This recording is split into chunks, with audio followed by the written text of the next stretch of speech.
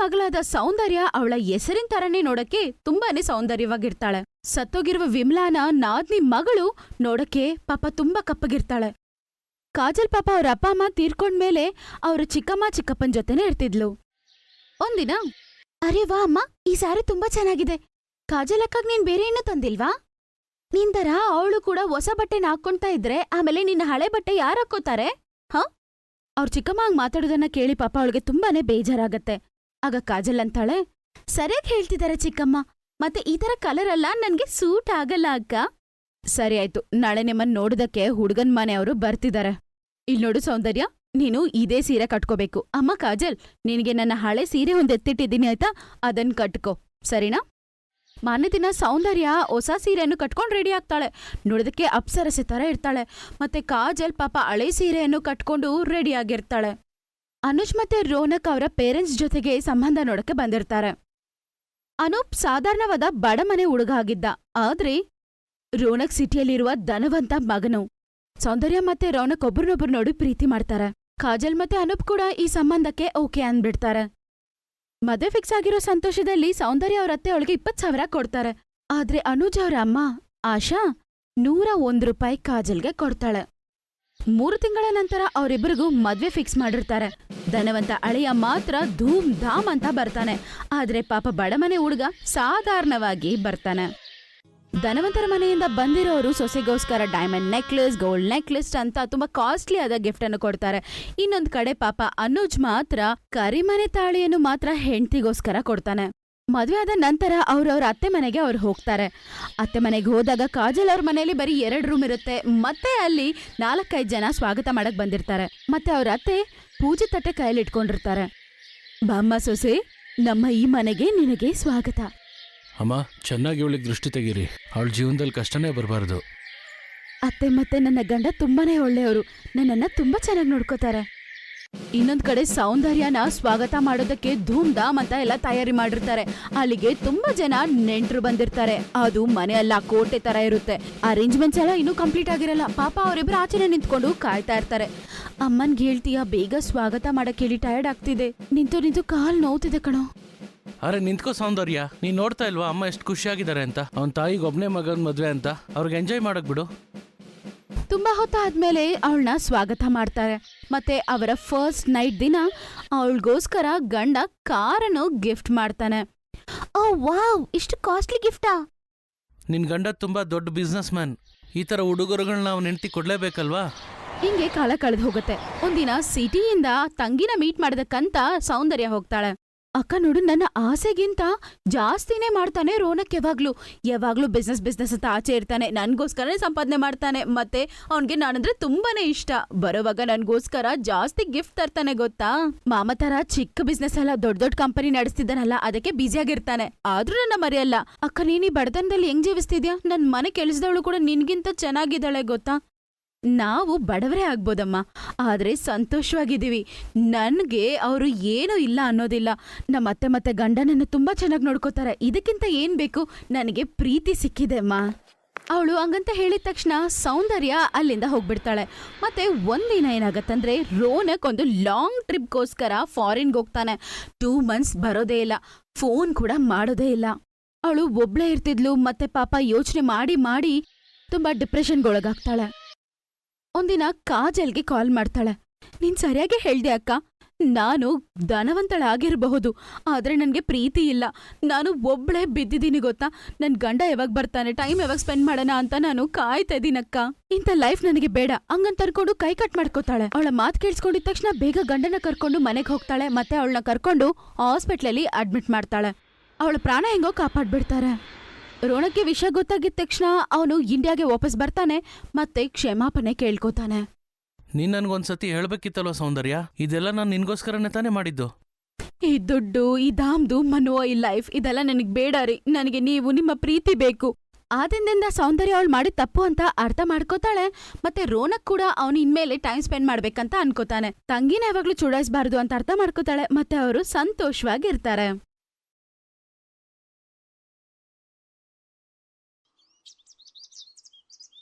ಅಮ್ಮ, ಈ ಕ್ರೀಮ್ ತುಂಬಾ ಚೆನ್ನಾಗಿದೆ ಅಮ್ಮ.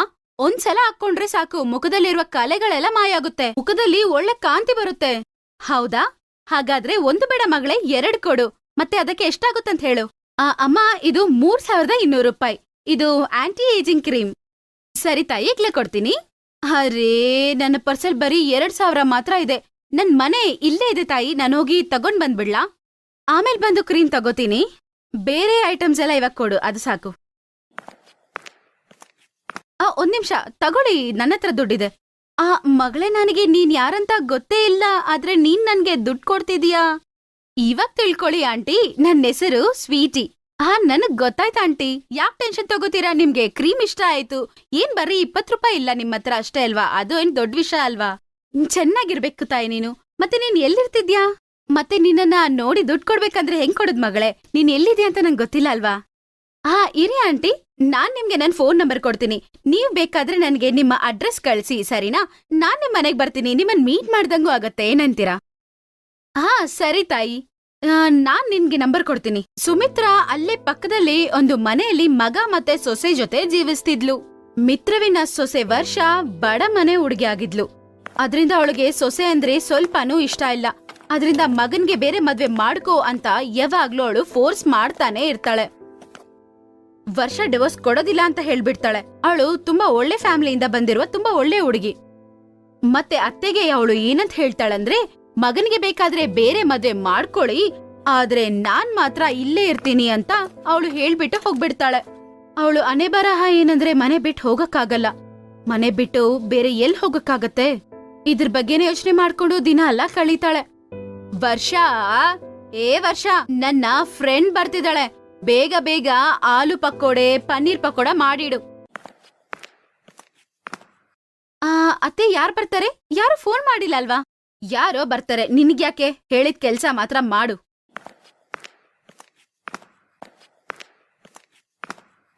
ರವಿ, ಇವತ್ ಸ್ವಲ್ಪ ಲೇಟಾಗಿ ಹೋಗ್ತೀಯಾ ಆಫೀಸ್ಗೆ?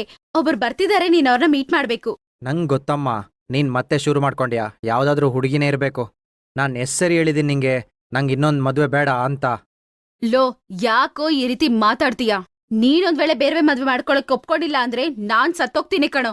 ನಿನ್ ತಾಯಿ ಸಾಯ್ಬೇಕಂತ ಅನ್ಕೊಂಡಿದ್ಯಾ ನೀನು? ಸುಮಿತ್ರಾ ಮಾತಾಡ್ತಿರ್ತಾಳೆ. ಅದೇ ಸಮಯಕ್ಕೆ ಸ್ವೀಟಿ ಬರ್ತಾಳೆ.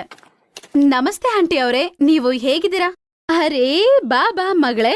ಮನೆ ಹುಡ್ಕೋದ್ರಲ್ಲಿ ಏನಾದ್ರೂ ಸಮಸ್ಯೆ ಆಯ್ತಾ? ಅರೇ, ಏನೂ ಇಲ್ಲ ಆಂಟಿ. ಆಂಟಿ, ನನ್ನ ಗಾಡಿ ಮನೆ ಆಚೆನೆ ಪಾರ್ಕ್ ಮಾಡಿದೀನಿ ಗೇಟ್ ಹತ್ರ. ಪ್ರಾಬ್ಲಮ್ ಏನಿಲ್ಲ ಅಲ್ವಾ? ಅರೇ, ಅದೇನ್ ಪ್ರಾಬ್ಲಮ್ ಇಲ್ಲ, ಸರಿನಾ? ಬಾ ಬಾ ಕುತ್ಕೋ. ರವಿ, ಇವಳು ಸ್ವೀಟಿ, ತುಂಬಾನೇ ಒಳ್ಳೆಯವಳು. ಸುಮಿತ್ರಾ ಸ್ವೀಟಿ ಹತ್ರ ತುಂಬಾ ಸ್ವೀಟ್ ಆಗಿ ಮಾತಾಡ್ತಾಳೆ. ಅವಾಗವಾಗ ಸ್ವೀಟಿನ ಮನೆಗ್ ಬೇರೆ ಕರಿತಾ ಇದ್ಲು. ಮತ್ತೆ ಅವಾಗವಾಗ ರವಿ ಜೊತೆ ಅವಳನ್ನ ಮನೆಗ್ ಬಿಡಕ್ಕೆ ಹೇಳ್ತಿದ್ಲು. ಇದು ರವಿಗಿಷ್ಟ ಇಲ್ಲ, ಆದ್ರೆ ಅವನು ಏನ್ ಮಾಡಕ್ಕಾಗಲ್ಲ, ಯಾಕಂದ್ರೆ ತಾಯಿ ಪ್ರಾಣ ತಗೋತಾಳೆ ಅಂತ ಭಯ. ನೋಡ್ರಿ, ಮತ್ತೆ ಅತ್ತೆಗೇನಾದ್ರೂ ಆಗ್ಬಿಟ್ರೆ ನಾವಿಬ್ರು ಅನಾಥರಾಗ್ಬಿಡ್ತೀವಿರಿ. ನೀವು ಅತ್ತೆ ಹೇಳ್ದಂಗೆ ಮಾಡಿ, ಸ್ವೀಟಿನ ಮದ್ವೆ ಮಾಡ್ಕೊಳ್ಳಿ, ಆಯ್ತಾ? ನಾನ್ ಹೇಳ್ದಂಗ್ ಮಾಡಿ.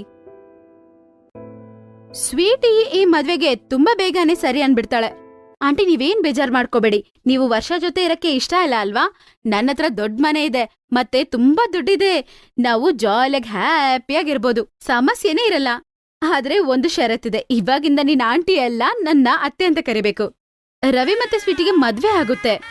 ಸುಮಿತ್ರಾ ಅವಳ ಸೊಸೆಗೆ ಸವತಿನ ಕರ್ಕೊಂಬರ್ತಾಳೆ. ಸುಮಿತ್ರಾ ಯೋಚನೆ ಮಾಡ್ದಂಗೆ ಏನು ನಡೆದಿಲ್ಲ. ಸ್ವೀಟಿ ಬರ್ತಿದ್ದಂಗ್ಲೆ ಅವಳ ಬಣ್ಣ ತೋರ್ಸಕ್ ಶುರು ಮಾಡಿದ್ಲು. ಅರೆ, ಮನೆ ಏನು ಇಷ್ಟು ಗಲೀಜಾಗಿದೆ? ಇಲ್ಲಿ ಕೆಲ್ಸದವ್ರು ಯಾರು ಇಲ್ವಾ? ಇಲ್ಲ ತಾಯಿ, ಇಲ್ಲಿ ಎಲ್ಲ ಕೆಲ್ಸ ನಾನೇ ಮಾಡೋದು. ಅರೆ, ಇನ್ನು ಅತ್ತೆ ಏನ್ ಮಾಡ್ತಿದ್ದಾರೆ? ಇಲ್ಲಿ ನನ್ ಫ್ರೆಂಡ್ಸ್ ಎಲ್ಲರೂ ಪಾರ್ಟಿಗ್ ಬರ್ತಿದ್ದಾರೆ. ಫಸ್ಟ್ ಟೈಮ್ ಅವ್ರ ಮನೆಗ್ ಬರ್ತಿದ್ದಾರೆ. ಹಿಂಗ್ ಮಾಡ್ಬಿಟ್ರೆ ಹೆಂಗೆ? ಅಯ್ಯೋ, ಅತ್ತೆ ಕೆಲ್ಸ ಮಾಡ್ಬೇಕಾ? ಅತ್ತೆ ಹತ್ರ ನಾನು ಯಾವಾಗ್ಲೂ ಕೆಲ್ಸ ಮಾಡ್ಸಿಲ್ಲ. ಅವ್ರಿಗೆ ವಯಸ್ಸಾಗಿದೆ ಅಲ್ವಾ? ಈ ವಯಸ್ಸಲ್ಲಿ ಮನೆ ಕೆಲ್ಸ ಹೆಂಗ್ ಮಾಡ್ತಾರೆ ಅವರು, ಪಾಪ. ನೀನು ಚಿಂತೆ ಮಾಡ್ಬೇಡ, ನಾನ್ ಮಾಡ್ತೀನಿ. ಮತ್ತೆ ಅವಳೇನ್ ಆರಾಮಾಗಿ ಕುತ್ಕೊಂಡು ಏನ್ ಮಾಡ್ತಾರೆ? ಕೆಲ್ಸ ಮಾಡ್ಲಿ ಬಿಡು. ಈಗ್ಲೇ ಕರಿತೀನಿ. ಅತ್ತೆ. ಅಯ್ಯೋ, ಏನಾಯ್ತಮ್ಮ ಸ್ವೀಟಿ? ಇವಳೇನಾದ್ರೂ ಅಂದ್ಲ ನಿನ್ನ? ಯಾಕೆ ಪಾಪ ಅಷ್ಟು ಜೋರ ಕೂಗಾಕೊಂಡೆ? ಯಾರ್ಗಷ್ಟು ಧೈರ್ಯ ಅದೇ ನನ್ನ ಅನ್ನೋದಕ್ಕೆ? ಸರಿ, ನಾನ್ ನಿಮ್ಮನ್ ಕರ್ದೆ ಅಷ್ಟೇ. ನೀವು ಬೇಗ ಪೊರ್ಕೆ ಎತ್ಕೊಂಡು ಮನೆ ಎಲ್ಲ ಗುಡ್ಸಿ ಕ್ಲೀನ್ ಮಾಡಿ. ನನ್ನ ಫ್ರೆಂಡ್ಸ್ ಬರ್ತಿದಾರೆ ಮನೆಗೆ. ಮನೆ ಫುಲ್ ಕಣ್ಣಾಡಿ ತರ ಮೇರಿಬೇಕು, ಆಯ್ತಾ? ನೀವು ಹಿಂಗೆ ಕೂತಿದ್ರೆ ಮನೆ ಕೆಲ್ಸ ಹೆಂಗ್ ನಡೆಯುತ್ತೆ ಹೇಳಿ? ಏನ್ ಮಾತಾಡ್ತಿದೀಯಮ್ಮ ಸ್ವೀಟಿ? ನನ್ನ ವರ್ಷ ಮನೆಗ್ ಬಂದಾಗಿಂದ ನಾನು ಮನೆಯಲ್ಲಿ ಏನ್ ಕೆಲ್ಸ ಮಾಡಿಲ್ಲ. ಎಲ್ಲ ಕೆಲ್ಸ ಅವಳೇ ಮಾಡ್ಕೋತಾಳೆ ಮತ್ತೆ ಅವಳು ನನ್ ಚೆನ್ನಾಗ್ ನೋಡ್ಕೋತಾಳೆ. ಆಯ್ತು, ಈಗ ಮಾಡ್ಬೋದಲ್ವಾ? ಏನು ಕೇಳಲ್ಲ ನಾನೀಗ. ಬೇಗ ಬೇಗ ಕೆಲ್ಸ ಮಾಡಿ. ನನ್ ಫ್ರೆಂಡ್ಸ್ ಈಗ ಬರ್ತಿದಾರಾಯ್ತಾ? ಸುಮಿತ್ರಾ ಯೋಚನೆಗೊಳಗಾಗ್ತಾಳೆ. ಅವಳ ತಲೆ ಮೇಲೆ ಅವಳೆ ಬಿಸ್ನೀರ್ ಹಾಕೊಂಡಂಗಾಯ್ತು. ವರ್ಷ ತರ ಸೊಸೆ ಇದ್ದಾಗ್ಲೇ ಸ್ವೀಟಿ ತರ ಹುಡುಗಿನ ಮನೆಗ್ ಸೊಸೆಗ್ ತಗೊಂಬರ್ತಾಳೆ. ಅದರ ಕಾರಣದಿಂದ ಈ ವಯಸ್ಸಲ್ಲೂ ಅವಳು ಮನೆ ಕೆಲ್ಸ ಮಾಡ್ಬೇಕಾಗಿತ್ತು. ಏನಮ್ಮ ಸ್ವೀಟಿ, ನಿನ್ ಮನೇಲಿ ಕೆಲ್ಸ ಮಾಡುವ ಇಬ್ರು ಕೆಲ್ಸದವ್ರು ಚೆನ್ನಾಗೇ ಇಲ್ಲ. ಇವ್ರು ಮನೆ ಕೆಲ್ಸ ಮಾಡ್ತಾರಾ? ನೋಡಿದ್ಯಾ, ಈ ವಯಸ್ಸಾದವಳು ನನ್ ಬಟ್ಟೆ ಮೇಲೆ ಬೇರೆ ದಾಲ್ನ ಹಾಕ್ಬಿಟ್ಟಿದ್ದಾಳೆ. ಅಯ್ಯೋ, ಏನಾಯ್ತು? ಇರೋ, ನಾನ್ ನೋಡ್ತೀನಿ. ನನ್ನ ಫ್ರೆಂಡ್ ಸೀರೆನ ಗಲೀಜ್ ಮಾಡೋದಕ್ಕೆ ನಿನ್ಗೆಷ್ಟು ಧೈರ್ಯ? ನೀನು ಉಪವಾಸವಾಗಿರ್ಬೇಕು. ಈ ದಿನ ಪೂರ್ತಿ ನೀನು ಏನು ತಿನ್ಲೇಬಾರ್ದು. ಇದೇ ನಿನ್ಗೆ ಶಿಕ್ಷೆ. ರವಿ ಎಲ್ಲೋ ಆಚೆ ಹೋಗಿರ್ತಾನೆ.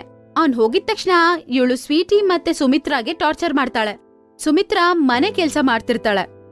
ವರ್ಷ ಯಾರಿಗೂ ಗೊತ್ತಿಲ್ದೆ ಊಟ ತಗೊಂಡ್ ಹೋಗ್ ಕೊಡ್ತಾಳೆ.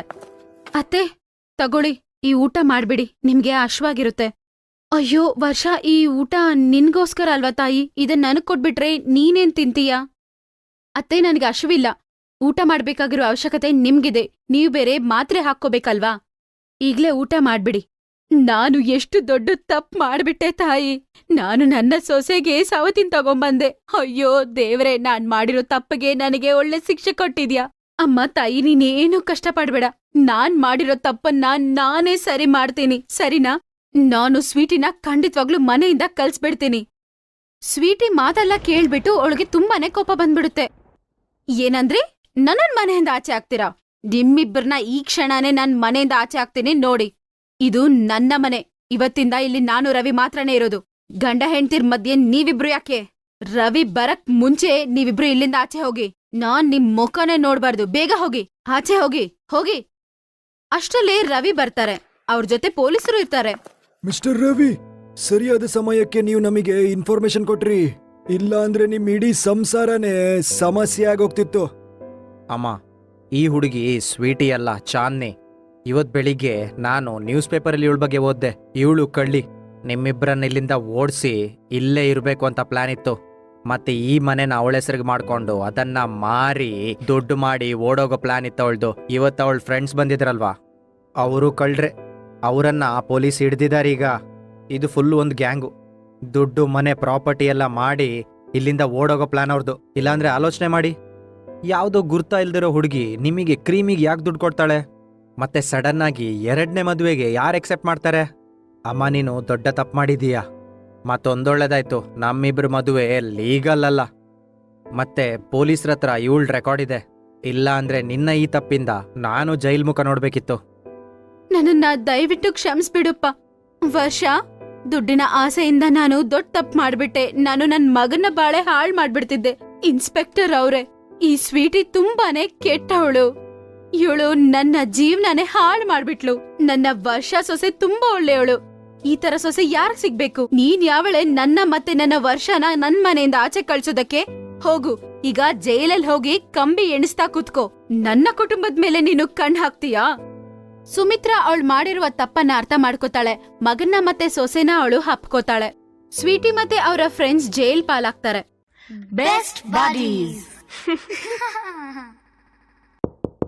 Hello friends. Thanks for watching this video. अगर आपको ये वीडियो पसंद आया है तो प्लीज लाइक, सब्सक्राइब, कमेंट्स करें इस वीडियो पर और हाँ, शेयर करना भी ना भूलें। और भी मजेदार वीडियो देखने के लिए नीचे दिए गए बेल आइकॉन को दबाएं। देखते रहिए बेस्ट बडीज।